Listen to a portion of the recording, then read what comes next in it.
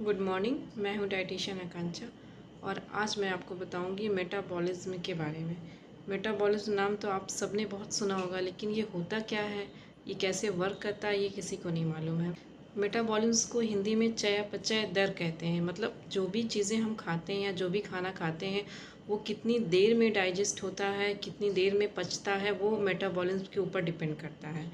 अगर हमारा metabolism slow है तो जो भी खाना हम खाएंगे वो बहुत देर में डाइजेस्ट होगा, और अगर हमारा मेटाबॉलिज्म फास्ट है तो हम जो भी खाना खाएंगे वो आसानी से और बहुत जल्दी डाइजेस्ट हो जाता है।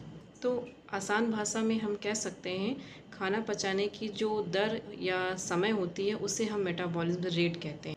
अब अगर हमारा मेटाबॉलिज्म रेट स्लो है तो हमें कई तरह से हेल्थ इशू हो सकते हैं, जैसे कि वेट गेन होना, इनडाइजेशन है, गैस्ट्राइटिस है, ब्लोटिंग है। ये सारी समस्या हमें मेटाबॉलिज्म की वजह से ही होती हैं। तो इन्हें फास्ट करने के लिए हमें क्या क्या करना चाहिए? सबसे पहली चीज़ तो हमें थोड़ा थोड़ा करके कई बार में खाने चाहिए। जैसे कि एक बार में हमें इकट्ठा खाना नहीं खाना चाहिए। जैसे स्मॉल एंड फ्रीक्वेंट मील लेना हमारे मेटाबॉलिज्म रेट को बढ़ाता है। दूसरा है एडिक्वेट वाटर। हमें पर्याप्त मात्रा में पानी पीना चाहिए, because water is very essential to improve metabolic rate. जब हम काफ़ी मात्रा में पानी पियेंगे तो इससे हमारा मेटाबॉलिक रेट फास्ट होता है। ये काफ़ी हद तक मेटाबॉलिक रेट को इफ़ेक्ट करता है, जैसे कि ये बॉडी में डिहाइड्रेशन नहीं होने देता।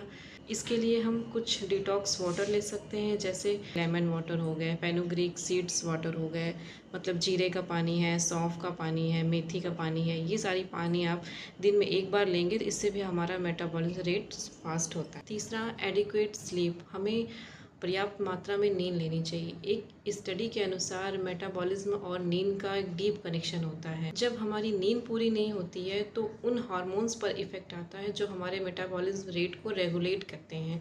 तो हमें पर्याप्त मात्रा में सोना चाहिए, जिससे कि हमारा मेटाबॉलिज्म रेट फास्ट हो सके।